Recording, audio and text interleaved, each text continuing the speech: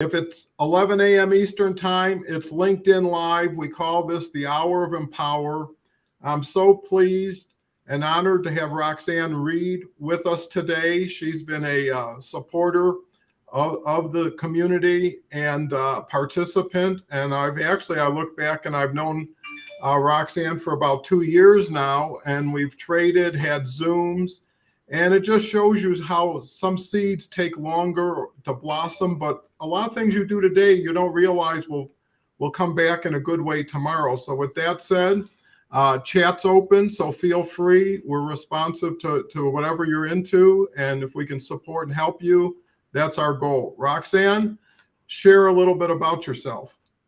Well, thank you so much for having me here today, Dawn. And it's true.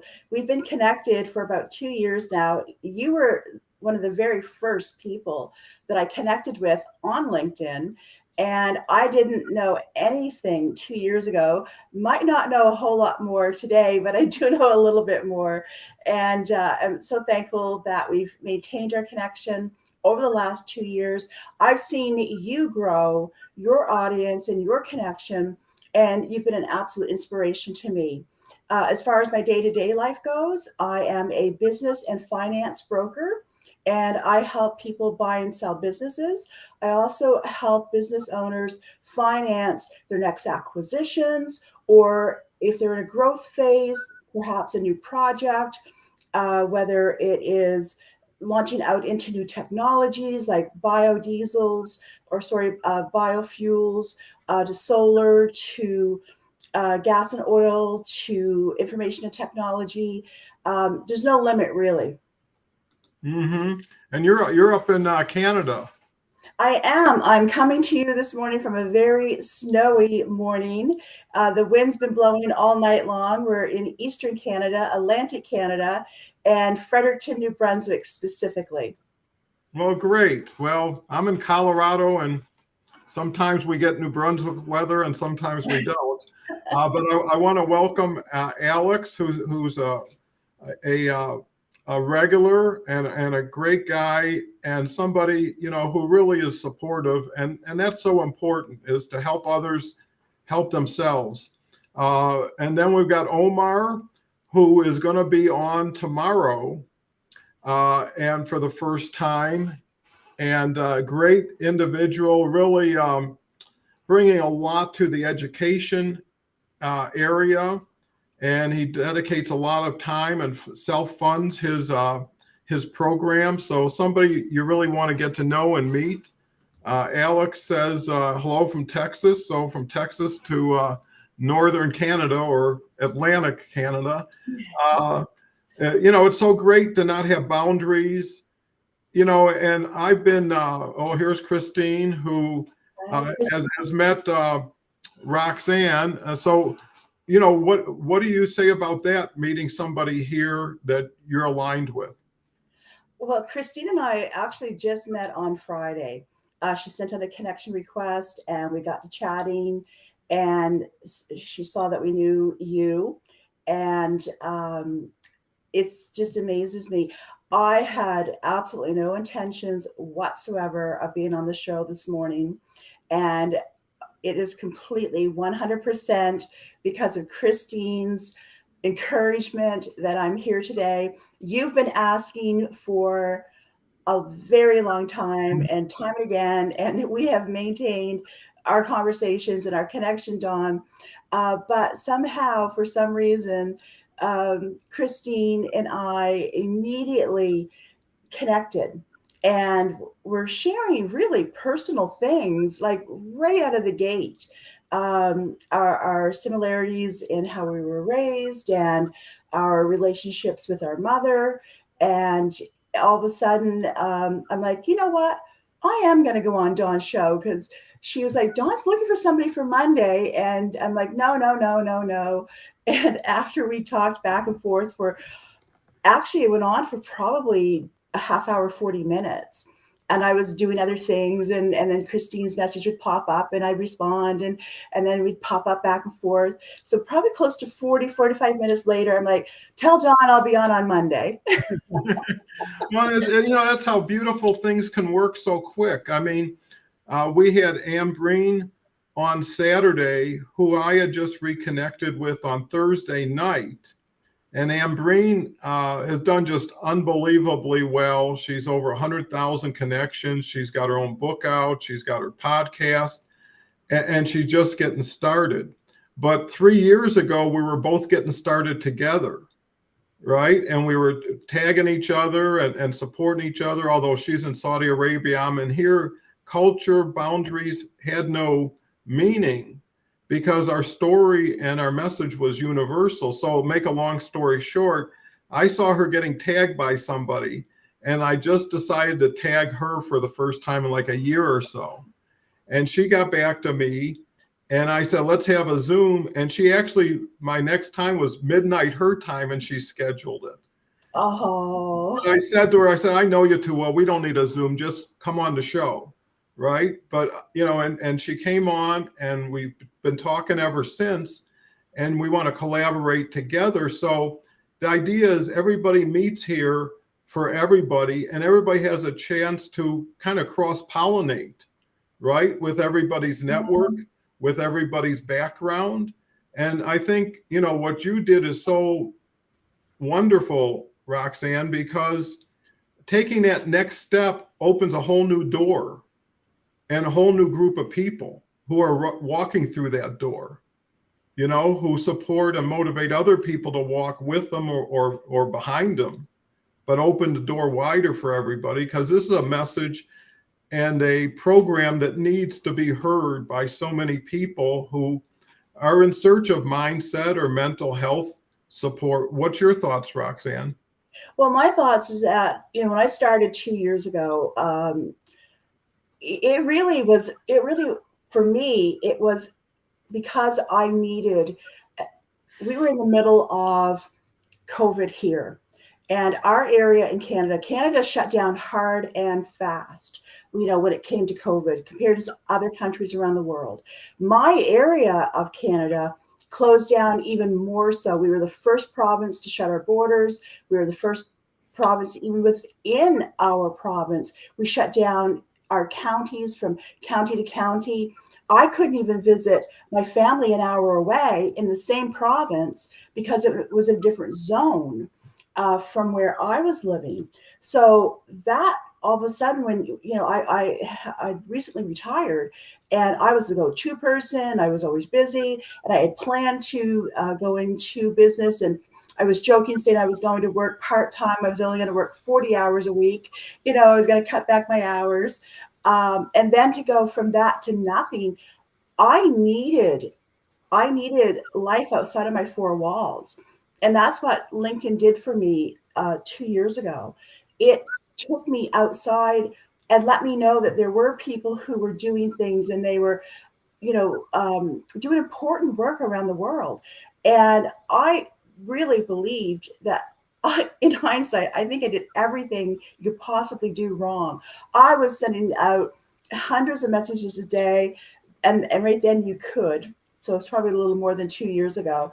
But I think I did everything wrong. I was setting up connection requests for no reason. I'm just like, oh, they look interesting. Oh, they look interesting. Oh, they look interesting. And I had no filters whatsoever as to industry or country or any gender. It was like, oh, they look like they're interesting. Oh, I want to know more about that. And it really was because of my mental health that I started my journey on LinkedIn. So I'm a big advocate of that. And people like yourself, Dawn, were so incredibly welcoming and generous. The first time that you called me out on your show, it's like, hey, let's give a shout out to Roxanne Reed, my new connection. I was flabbergasted. I was like, wow, what is he doing? Like, this is so amazing. And I've never forgotten it. So you've always had a very special place in my heart, Dawn. And to be here today, it really is an honor. We do find, and I have found with being on here, you do find people that you connect with more easily, more naturally. And there's people that I've made connections with, I've had no conversations with, and that's fine too. But every now and again, you do find people that you immediately connect with, and it's there. You know, there's an immediate relationship, and I can name a few people that it has happened to with me, but everybody I enjoy. No, and you attract the people you end up with in most cases. So you have to be at a point where someone sees real value and justification to want to have a relationship, not just a connection, or at least a conversation, and through the conversation, now you build a relationship. But It's amazing. And for myself, I've actually found the career that I'm doing now. I found it on LinkedIn. And the things that I'm doing are direct results of making connections on LinkedIn. I honestly did not know that a business broker, I had never heard of that role. And I had never heard of being in mergers and acquisitions. I had never heard of those things. So, and with that, someone somewhere along the way, I was looking at their profile, and I saw that they had taken a negotiations program through Harvard, and I was like, "What? What? I can do that?" And so I looked into it, and the next thing I know, it was again right at the beginning of COVID, and they were doing their negotiation program online. They had never done it before. It's back on campus now. And if I hadn't seen that when I did, I wouldn't have been able to take it. I wouldn't have been able to afford to take the time off from work and travel and pay for the accommodations and food plus the program. But the program itself, I made an investment in myself and I did it. But I found out about it because I looked at somebody else's profile. yeah, and that's so cool because what it says is there's so much opportunity, but you just got to dig a little deeper than most to find it, and dig a little longer, because by us staying in touch, it allowed us to find a match or an alignment. But there is always an interest or desire to do something. It's just what fits at what time. And that's the key, is if you are known before you're needed, it's easier then. And now going back to old connections, I did the same thing with a lady named Ruby Stanley. And I happened to see that I used to tag her. So I tagged her yesterday, and she came back and says, 3 years ago when I got on LinkedIn, you were the person who helped me the most. And it's so great to see what you're doing and connect with you. So you never know the impression you leave on people until they tell you, right? And they can only tell you when you invite them back in to, here's where I'm at, and not to sell you, but to update you. And we've got a lot of LinkedIn users, mostly Gary, Carrie, who's here and is always telling jokes. But I applaud you, Roxanne, because the key is learning more and doing more with what you learn. And now today you can learn more that's relevant to you today on LinkedIn. Meet people who are more relevant to you on LinkedIn than before, or through other channels. And in some ways, the pandemic disengaged so many people from things that weren't going to fit or weren't long-term anymore, and now put them in a position to start fresh. So what's your thoughts on your reinvention? Well, I've had to reinvent myself several times throughout my life. And this is the first time that it's through social media. So this is a complete game changer for me. I come from a very small province, and I did not have a formal educational background. Um, I've always been a lifelong learner, but because of my personal choices and my upbringing, I never had the confidence to stay at university. I went to university, but I didn't stay at university.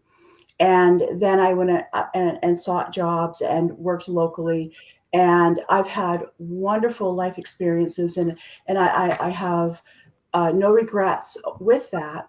But in that, um, I have had to reinvent myself several times in my life. I started out working for um, an ice cream and a milk manufacturing company, and they were bought out. And I had only been in the job a little over a year, so my job was gone, and I was young. So then I went home and was home for a few months, and then found another opportunity to be in the newspaper business. And I had no sales background whatsoever, but I've always been a curious person and a naturally curious person. And I was able to do that role for 15 years in advertising and marketing. And from there, they retired and sold out. And at that point, I decided that I wanted to do something for myself. And I became a small business owner. I bought a small flower shop. And I did that for a number of years. And then the day came where it was my time to sell that. And then uh, after that, I was looking to simply work part time. And, but I found it really hard to find a job as a woman who was used to earning at a certain level. I found it very hard to be employed. And I knew that in order for me to have the type of income that I was used to earning, that I was going to have to do something that was commission based. So I'm not being disparaging in any way, but insurance companies will hire pretty much anyone. So I did the courses and became an insurance agent. And from there, I was able to earn an income that I was used to earning because it's self-directed. And that opened up an opportunity to then work in the banking world. And I worked there for over 10 years. So I've had to recreate myself many times in my lifetime. And there are people who are perhaps listening today or who will be listening in on the recordings. And the one thing I can say is that I've never been afraid to work. I've been working since I was 4 years old. My job at age 4 was to pull the potato tops, the dead potato tops, off of the harvested rows of potatoes that were dug up by a harvester, a machine called a harvester. My older brother and sister, with my mother, would pick the potatoes and put them in baskets and then put them in potato barrels. My job was to pull the dead tops off so they could pick faster. And when I got tired, I rode in the potato truck with my father, who was driving through the field, picking up those potato barrels that were then loaded onto trucks that were then taken to potato houses for storage. So I have been working my entire life. Started buying my own clothes when I was 7 years old, and that included my winter clothes, my boots, my ski pants, whatever I was going to be wearing to school that year. Uh, you know, I'm not afraid to work. And if I had to start all over again today, I know that everything I've done in my life and my mindset would allow me to be happy with wherever I'm at. And I realize that I don't have the wealth and the success of famous people and major influencers in social media, but that doesn't mean that I'm not successful within my life. Hmm. Yeah, I think that's so important and so valid because you are who you choose to be and who you identify with. And, success really comes down to an attitude, right? If you believe in yourself, if you believe that you can adjust to success to get to success, and to your point, it's hard work. And that's where most people fall short is some people have the mindset and motivation. Some people gain the skill set with it. But then action steps come, because they're into thinking too much. They're into planning too much and doing too little. And, they say a formal education will make you a living, a self-education will make you a fortune. There you And go. especially today, because everything is at your fingertips. When I was growing up, you needed an encyclopedia in the house, and if you didn't have one, I mean, you were at a disadvantage. You probably had to go to a library where there was one, and that cost money, and it took up space, and it got old every year.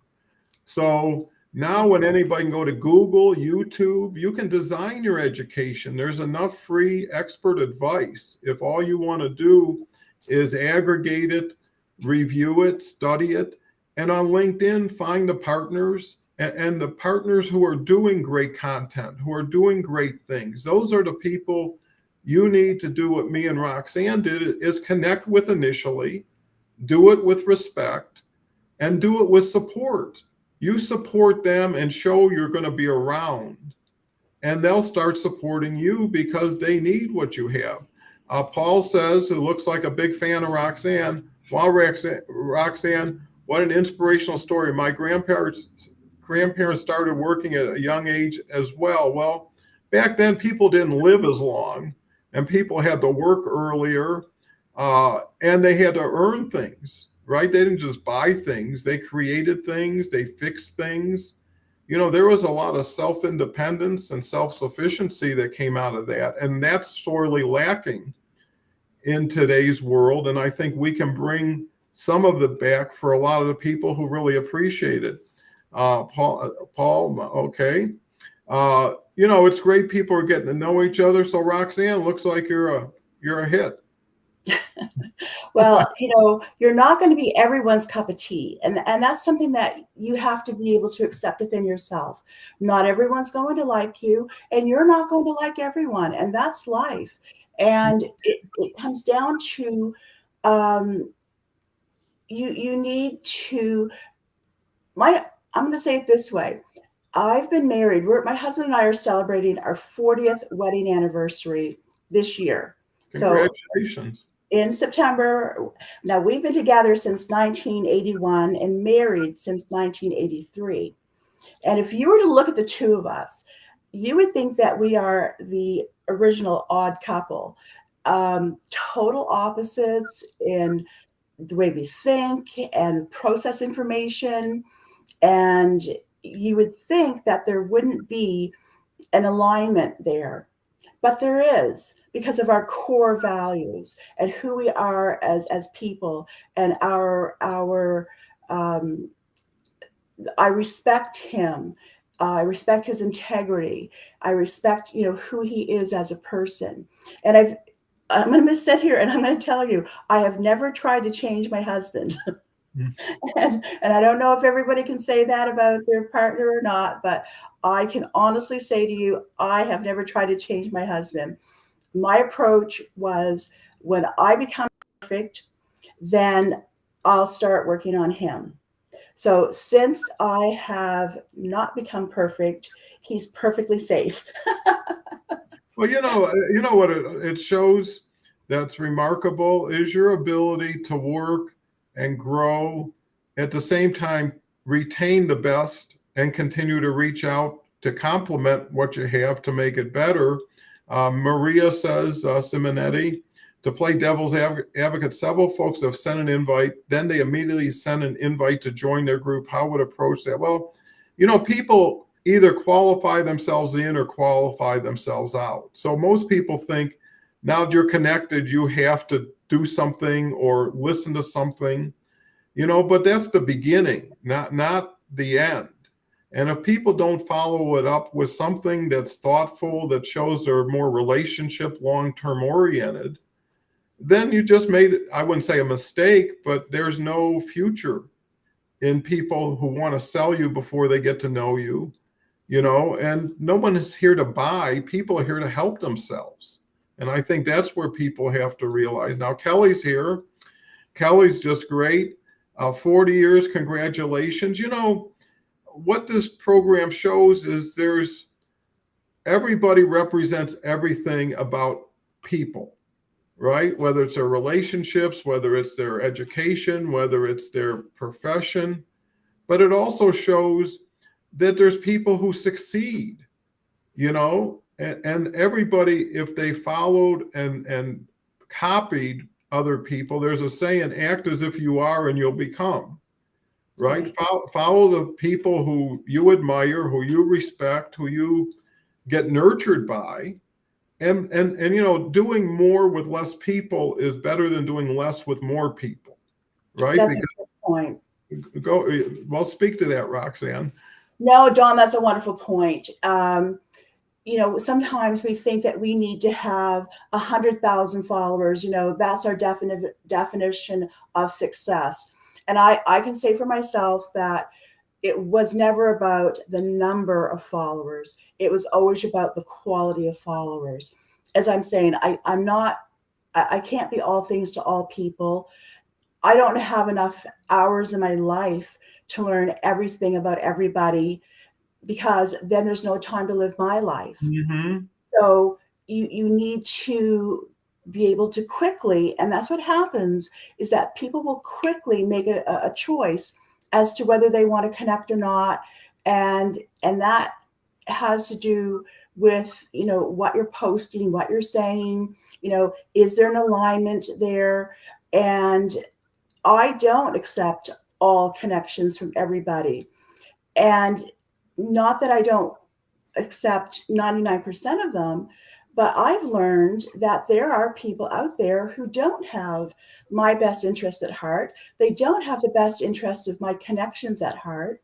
And I'm not going to knowingly give them access to myself or to my connections. There have been some people who were obviously trying to fraud, Mm-hmm. and they had a perfectly good looking profile. And I'll admit, I did initially accept the invitation. And then I'm finding that the communication is just not, you Mm-hmm. know, so it's like, okay, this is over, block and remove are things you learn real quick. No, and I do that all the time because when it's not right, it's never going to get right. And I don't have time to fix things when there's 900 million people who may not need fixing. And that's a key point you make, because when you look at your time, the average person on LinkedIn goes and looks at comments on their post. Then they look at likes, and then they look at connection requests. Then they look at notifications and all this stuff.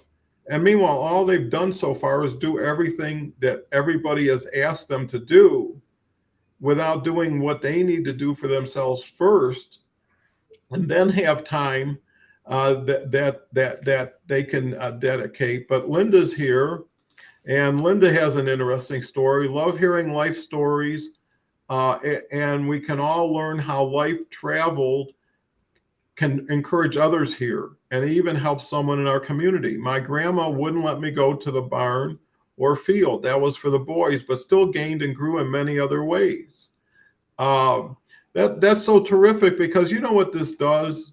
It brings back fond memories or important memories that you never would have thought of. You would have been thinking of, what are you doing tomorrow? What happened yesterday? What do I got to do later? Instead of grounding yourself and say, isn't it nice to go back to your childhood for a while, to bring back that family of yours and share it with everybody else? Because that's really the legacy you bring. The beauty of these shows is this show will be played for 30 years from now, and who knows who will get the benefit, but we're launching these little uh, wonderful, like, lifeboats, and I know my own experience. One thought, one person could change your world at the right time. What do you think, Roxanne? Oh, I think it's so important to share. It is important to share, how we have become and how we have grown and how we've evolved. But there are still things that are about us that are core to who we are. Mm-hmm. And that our work ethic and our integrity and how we care about people, that is core to who we are as people. I personally I'm neurodivergent. So as far as on the spectrum goes, I'm on the spectrum for autism. And, that can show up in some very interesting ways for me. And it's important that I'm open about that. But growing up, I didn't know that. Mhm. I'm almost 60 years old. So I didn't know 55 years ago that I was neurodivergent. I didn't know when I was 3 years old, and it's being very blunt and direct with people. Mhm. And my poor mother having to navigate, conversations with her 3-year-old saying, I don't like you, you stink, to people who are trying to talk to me in public, and getting right down in my face. I didn't like that. And I Mhm. still don't like that. I still don't like people getting right in my face. Mhm. I need an adjustment period. And I think that sometimes on LinkedIn that we can forget that when we're connecting with people, we need to create that little bit of an adjustment period. Like, hey, I saw your post and I really enjoyed it for this reason. And as opposed to, jumping right in and trying to sell something or trying to push a group or trying to push, an agenda.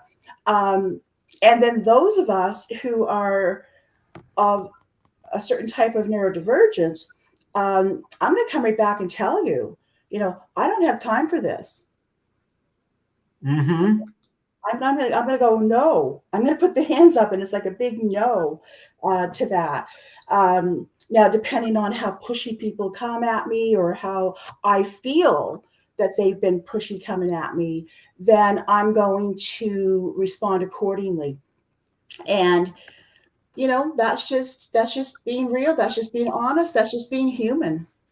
Mhm. Well, and that's all we are, and that's all we should expect to want to be and want others to be. There's that competitive nature that really restricts people versus collaborating with people. There's enough opportunity for everybody, especially at most people's level that they're at, that by sharing, supporting, they're helping themselves help someone else who ultimately will remember, some level of appreciation or gratitude or pay it forward. Mario's here today, one of our leaders. Well said, Don. From here, the importance of cherishing the moment with valuable people, which can be our family, friends, or colleagues. Well, in most cases, what was your most heartfelt moments in life? Those are the ones that you need to put top of mind awareness on, not the failures, the disappointments, the embarrassments. You can't unring a bell, you know, and there's no sense paying twice for something that you can't change. What's your thoughts, Roxanne? Well, there have been, you know, I'd like to say that I've lived a life of no regret. I can't say that. I've wanted to live a life of no regret, and I have purposely tried to live a life of no regret. But unfortunately, there are regrets that I have in my life. So, as you say, you can't unring a bell, but it then says, what can I learn from this? How might I Mhm. learn to do differently? So, as I started to say, and I do get off sometimes, so forgive my little bunny trails of how my thoughts go. Um, you know, 55 years ago, when I was, well, 57 years ago, when I was 3 years old, I didn't know then I was neurodivergent. I didn't know I was neurodivergent, when I was 7 years old and making my mother dump out glasses of water, 4 and 5 glasses of water at a time, because I didn't like the smell of it. Uh, you know, I go through my life and different things, but there's comes a time and a place where we do have to take accountability and we do have to take responsibility for who we are. And with that, I have had coaching and counseling, and I've had mentorships that have helped me at different times in my life, therapy that I've accessed, whether it was something I paid for myself or whether it was something I used through a work program.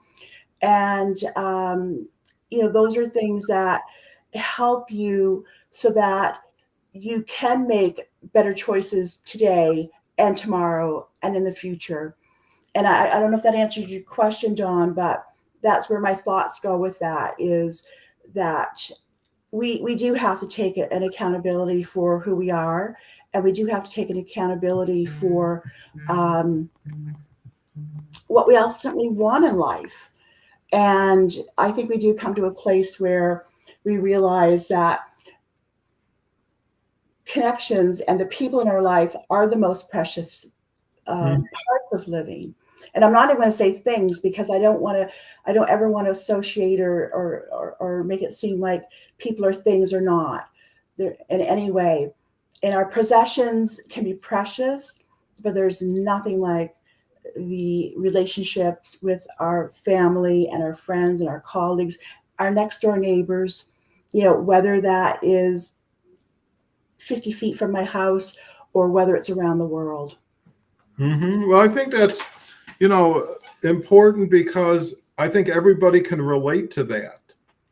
Everybody has their story, and everybody's story is just as important to each person as it is to any other person. And, just you being able to meet with Christine, because, your family is something that you don't always have an opportunity to choose. Right. But today you can choose who you want to be talking to, working with, sharing things with. And when you can find common bond and alignment, because everything is timing and position, is if you're finding the right person at the right time for them and you, now you can build a bridge. And here you can build 7, 8 bridges. How many bridges do you need to get to where you want to go? And that's a question for yourself, because I think one of the key points you make is taking responsibility, taking accountability, whatever it is you had something to do with just for being around it. You know what I mean? It could be 1%, it could be 2%, or how you reacted to it, or how you responded to it. And when you share responsibility, you don't play the blame game. How could they? Why would they? I mean, you're getting into somebody's head instead of your own, and you're letting their head get into your head. And now you gave them like open field, right? And that all happened from you. And you're the one who determines good and bad, right and wrong. How much you put yourself in jail and when you take yourself out. Yeah. And I think the sooner, they say it's not how many times you fall down, it's how fast you can get up. You're going to fall down, don't stay down. We'll go to Maria, who says, anyone here based in the Netherlands? Well, the Netherlands is Andrea, if you want to reach out. She's been on the show quite a bit.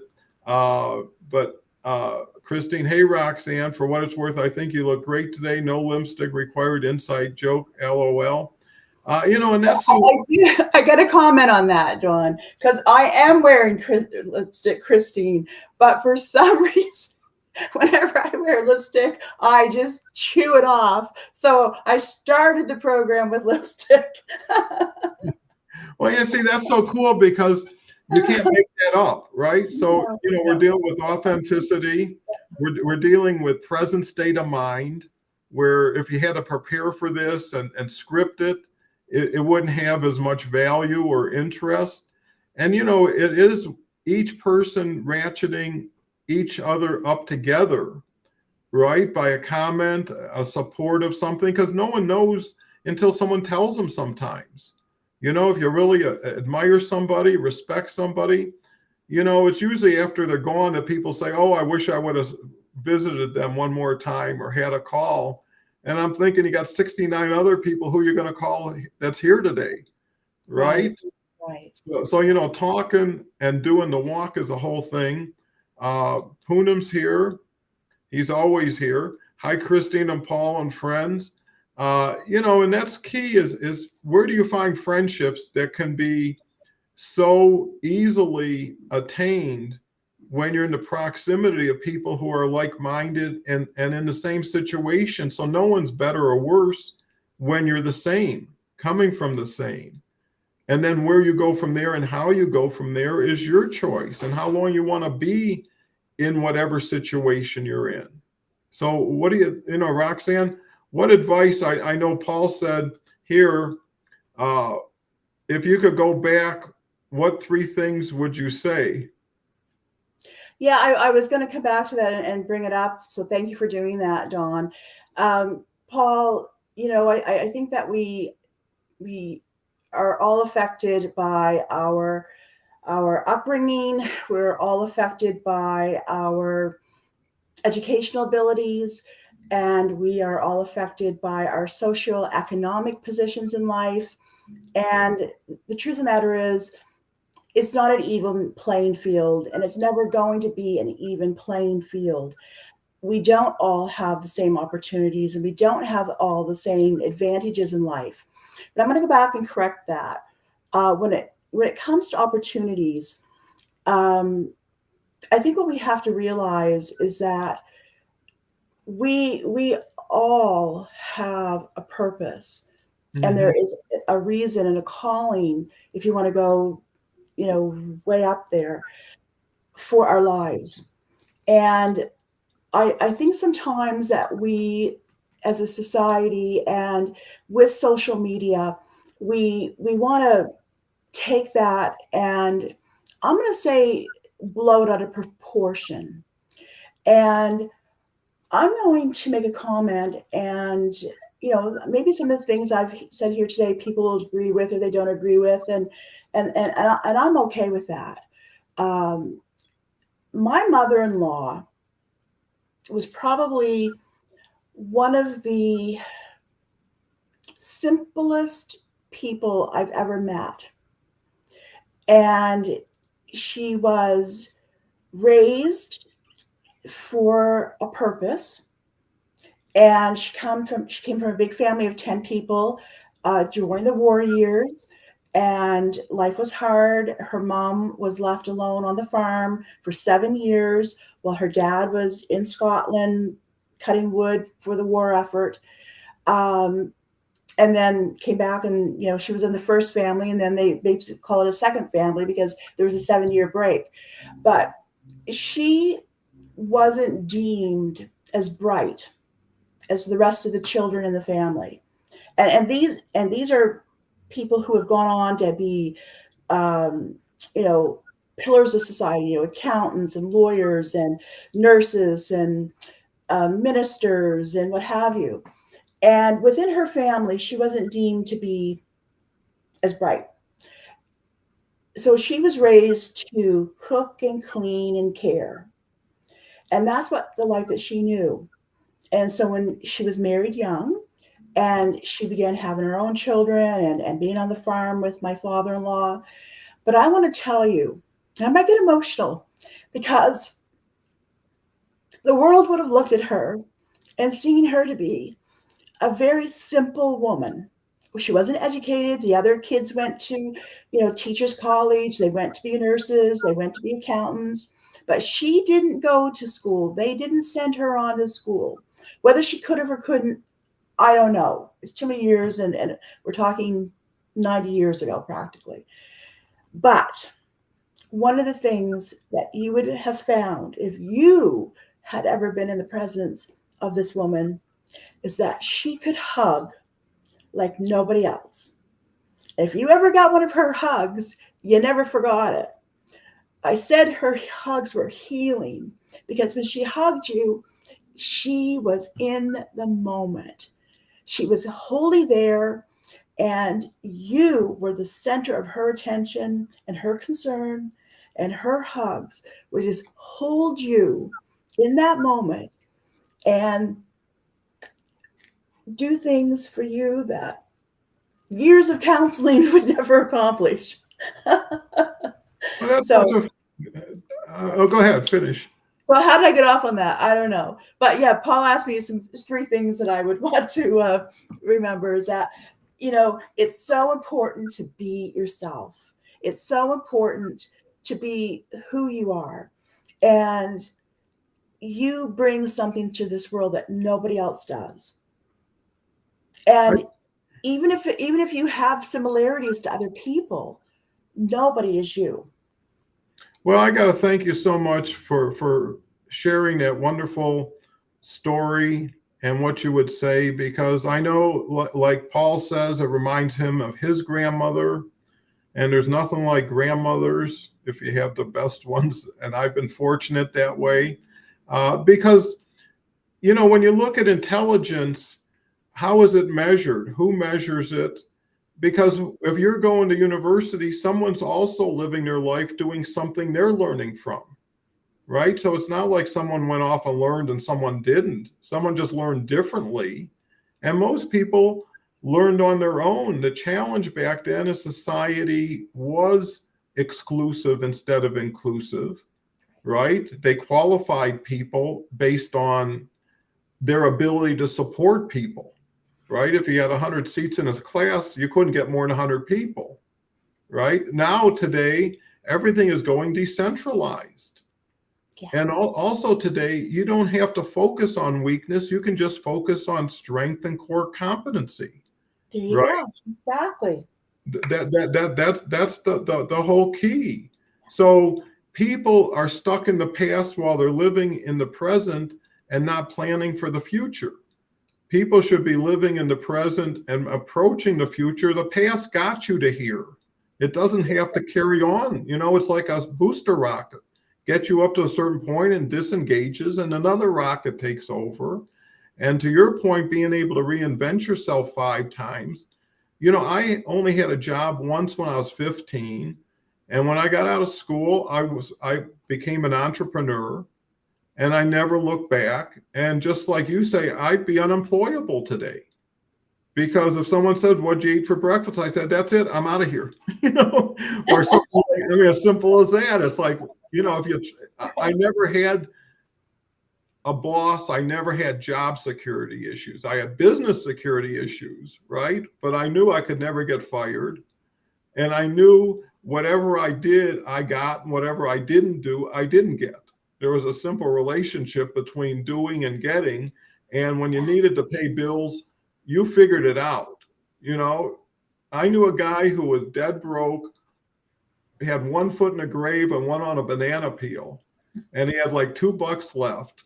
And he went to the store and he got a bag of pinto beans. There were 100 of them. And every day he'd take 20 and put them in the left pocket until he made 20 presentations. And he had to transfer those pinto beans from one pocket to another. Was he finished with his day? Right. Right. And with enough activity, you get rejection, but teaches you what to do the next time. So 20 a day. I was talking with Rhonda Scher last week, who said she does 10 outreaches by 10 o'clock every day. And right, it's a schedule and you do it. Here's some points. One of the biggest things I've learned is that intelligence that really matters is emotional intelligence. Unfortunately, that's a rarity for most, but that's a premium today, Paul, because old school is getting rarer and rarer because there are less old school people here and less people who want to even participate. On LinkedIn, only 2.2% of the population on LinkedIn is older than 55. 82% is between 18 and 34. How many of those people ever went to a trade show, a conference, visited somebody's office, went to lunch with people, knew protocol, knew how to communicate, and now they're lacking because it's all technology, not touch. And what this show brings in a live fashion, people touching people in a real way. There is no masquerade here. There is no opaqueness. What you see on the screen is exactly who we are. Right? And that either aligns with you or doesn't, but it still affects you either way. Right? And here's Ambambola. Poonam says this is the very best way for life, boss. Poonam's an attorney in India. Reach out to him. You won't find a friendlier person. Ambambola's from Nigeria, has never missed a day since she was introduced to the show, had her mother on last week. No two persons are the same. We are unique and we should just be our authentic selves. Why not just accept that? Why go any deeper than that? Just allow yourself not to judge people because it's wasting your mind. And who are you to judge who won't be judged, right? So I think everybody should have as much generosity to knowing they just don't know the person well enough. If people got to know your mother-in-law, really got to know her, right? She'd be at the top of the class. Oh, Because absolutely. I mean, she was so loved, and the woman could cook, and that's how she showed her love. You know, she showed her love by cooking birthday cakes and birthday pies, and oh, and the cards that that woman would pick out and give to people, they were always the right card for that person. You know, she cared so deeply to want to communicate how she felt and how valuable you were to her. And I've honestly never met anyone like her. And that's to the point, isn't it? There is no one else like her. And we all have similarities, as humans. And as humans, we're looking for that human connectedness. But I think there's people that are waiting for permission to be themselves, and they're waiting for permission to live their life. And you talked a few moments ago about people who are living in the past. And the past is exactly that. And maybe it's something that's to be regretted. Maybe it's something that you wished wouldn't have been the way that it was. I have not lived a perfect life. I have not had a silver spoon in my mouth. And I certainly haven't had, ideal parents. I didn't. But does that stop me from choosing who I'm going to be, and the life that I'm going to give my children, and how the relationship that I have with my husband? That was one of the things that I did take away from one of my first therapy sessions, when I was having difficulty in my marriage at along about year 14. And one of the key takeaways from that session, and we're talking a long time ago now, was this isn't your parents' marriage. This mhm. isn't your parents' life. This is your life. And you get to choose, how you want this relationship to be. And that was one of the, I guess, one of the game changers for me at that point. So, you know, what are you thinking? You know, hold it up to the light of truth and weigh that out. How true is what you think or thought? How true is it for you today? And what relevance does it have for you going forward? And being able to let go of things is a power. Absolutely. And I think, I learned because, we downsized about 7 years ago. And what I realized, the more things you got, the more things got you, That's right? right. And if you're busy with 4 cars and 3 of this and 2 of this, it clouds and it crowds out the relationships, the time to yourself, the time with other people, when you're sitting there maintaining things instead of supporting the people around you. And to your point, you know, you got to see your grandmother for exactly who she was, and that was so important to her, probably, right? Is to have someone who gets it, have someone who's huggable, lovable. And at the end of the day, it may be hard to appreciate at the time. Everybody did her a favor because they created her own you instead of someone else's. She didn't get diluted. She didn't get uniformed, you know, Exactly. so in essence, that's where people need to be. And, when you're young, you don't know any better. You go along with the flow. I know growing up, kids were made to be seen, not heard, right? You never were actually on an equal level with adults for a long period of time. And you accepted that role because that's how everybody around you acted. But people still hold on to something that's no longer relevant, no longer useful, because it became a habit. And instead of going back, like, you would organize your closet, right? And just say, boy, I got a lot of stuff here I don't need, or it's disorganized, I'll go in and get it right and give away the stuff I don't want or can't use anymore, why not take that to the step of what's on your mind? What do you play? What channel do you tune to every day? Is it a comedy? Is it a romance? Or is it a horror story? Right? And your mind will go wherever it's directed. The key is having the people who will support you long enough to see it and allow yourself to make the change. You don't want the change to come from somebody else, because that's dependency.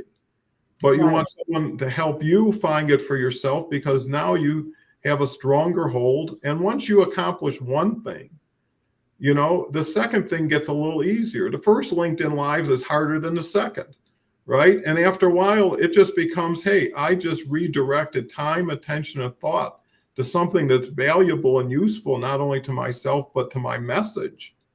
Because that's what the key is that's why they say facts tell, stories sell. No one wants to hear the numbers. No one cares about that. They want to know, how did you get to where you are? What made you who you are? And what can I learn from it to do the same thing and share? And if more people share, more people express, it's more comfortable when things get let out that have been sitting there for a long time, or you never had somebody to fully share it with. What's your thoughts, Roxanne? Well, I think that's one of the most beautiful things about the relationships that we can develop here on LinkedIn. As you know, Christine and I mentioned, we connected on Friday, and we connected, and it didn't take months, and it didn't take years. It was an instantaneous connection. And there are other relationships that are developing over time and with continuity. Um, but again, that's simply life. There's Mm-hmm. going to be people that you meet that you're going to have an instant recognition. There's an instant soul recognition with.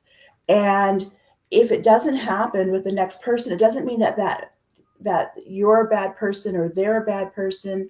It just means that you're not at the right place.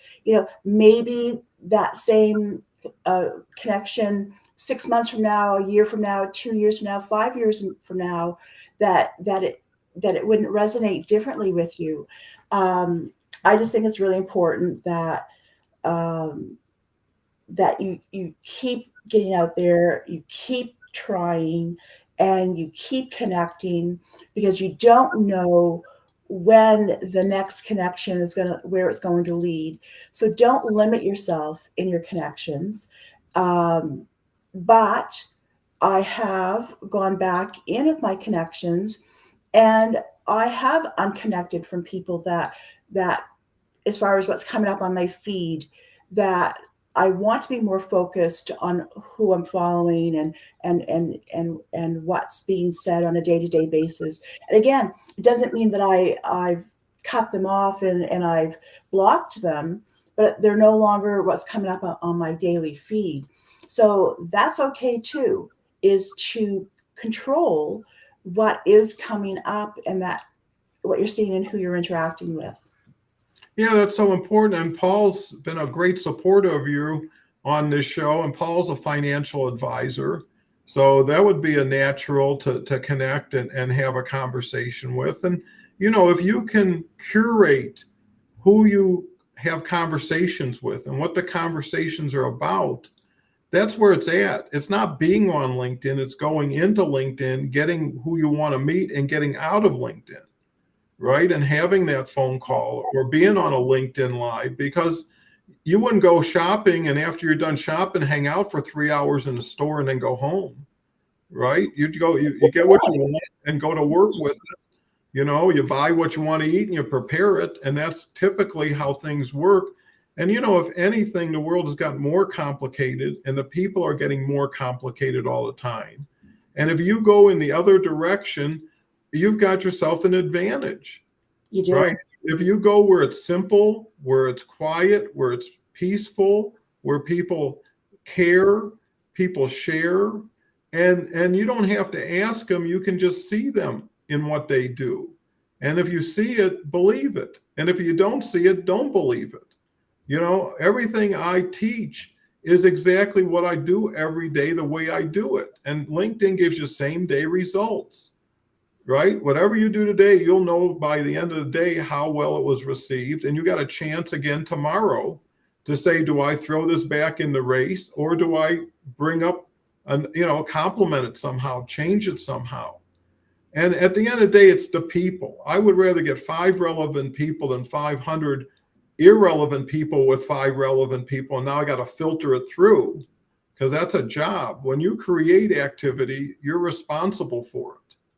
Not Yeah, just, that's a right? good point. Yeah, yeah. Right. So if I tag 100 people and no matter who it is responds, I gotta respond to them, or I've broken a promise I should have never made. That's Which, a really good point, John. right? There was a point where I actually dreaded opening my direct messages. And just because of the, I'm going to say, unsolicited attention that I was receiving. And it made it so that I didn't even want to be on LinkedIn. And that my first response to that was to shut down and run away, because I hate conflict. Just as a person, I don't like conflict. You know, I've learned to work through it in professional settings, but in my personal life, it's a big no for me. So, as I said, it came to a place where I dreaded opening my direct messages. And then I've learned, no, I control this too. You know, this is my world. You're coming into my world, and I get to say who walks in my front door, and who's going to be in my home, in my LinkedIn home. So being able to have that confidence and have that control and knowing who you are, what you want to achieve, it's okay to make those choices.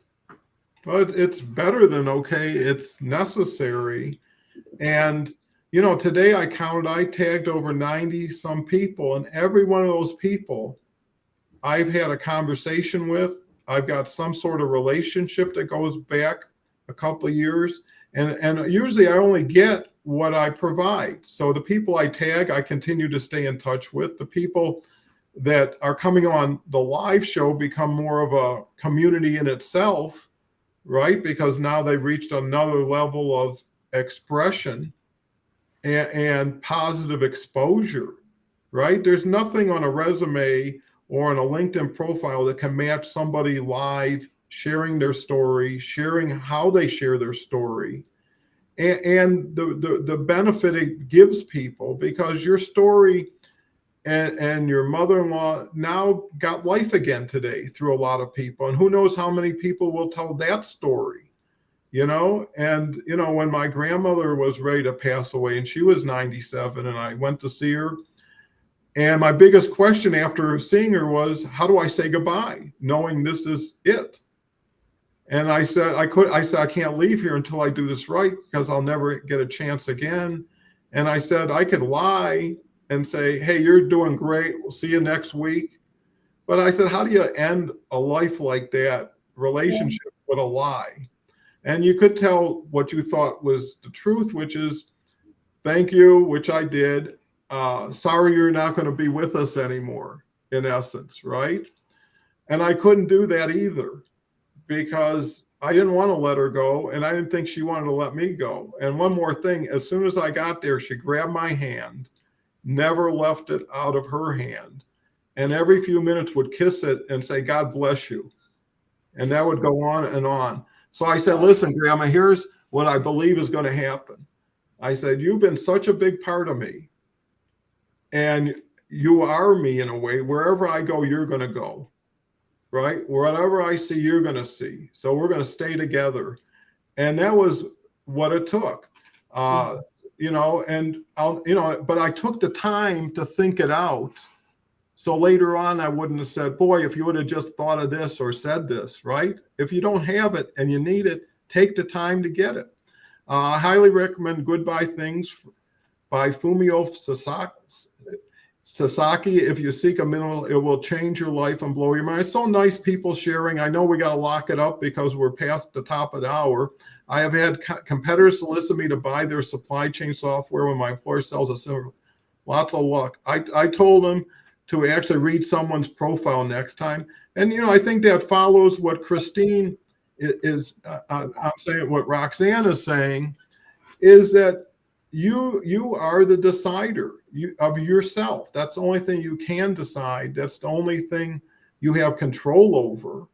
And if you do a great job with yourself, people will take care of themselves, or they won't. But at least you're doing what you need to do what you want to do going forward and live the life you deserve. Everybody deserves happiness. Everybody deserves love, right? And if we share that and project that in what we do, it only complements everything else we do and who we're with, right? You shine and ripple through the people. If I'm happier, my family's happy for me and they're happier around me, right? So you owe it to them to be the best you and the best you for them as you can. So with that said, final words, Roxanne, what'd you think about your experience today? Well, I really didn't know what to expect. I've watched your program different times, and coming into this one today, I definitely caught the shows, leading up to it, which I was really glad that I had. I think that it's really important that you realize that, ultimately you get to choose, and if you don't try, you're never going to know. And you never know where things are going to go. And one thing I did learn a long time ago is that I make the best choices. When I have to make a choice, I have collected information. I have done the very best gathering the knowledge to make that decision. I make the decision. But if I get new information following that decision, I have the right to make the new decision. So I make the best decisions with what I have at the time, but new information allows me to make new choices. That's been very liberating to me as a lifelong perfectionist, as somebody who, always wants to do the right thing at the right time. Liberating says, I get to make new choices. And if I can leave anyone any advice, is you make your choices every day, every moment, make the same choices, make different choices. It's okay. Yeah, I mean, at the end of the day, have some fun. You don't wear the same thing every day. You don't eat the same thing every day. Why should you be the same thing every day? Because yesterday can be turned into tomorrow if you want it again. Whatever you did yesterday, you can repeat. Why not try something new, especially something that's intriguing, curious, things you wouldn't have done? We've got Vicki here with a very long statement. Thank you very much. I appreciate it. And I want to recognize everybody for being on the show today. And you can refer to the post and see everybody's comments and names. It's a great time to reach out, network, make connections. I mean, the key is it's good practice, even if it doesn't work. And if it works, you never know what can come of it. One person, one thought can change everybody's life and direction. Right. And you never know where that person or thought's going to come from, but it's not going to only come from yourself. So once you recognize that, you can act on it. So with that, everybody, tomorrow we've got Omar. I hope you turn in, a wonderful gentleman who's trying to build education around the world and doing it in so many great ways. And then Wednesday, we have Anne Marie coming back. Thursday is Kelly. Friday is Christy Howard. So I hope you all join and share it with others if you think they can use it. So thank you so much, Roxanne. You did great today. I know how much greatness and value you provided for everybody else. So with that, goodbye for now. Thank you. Thank you, everyone.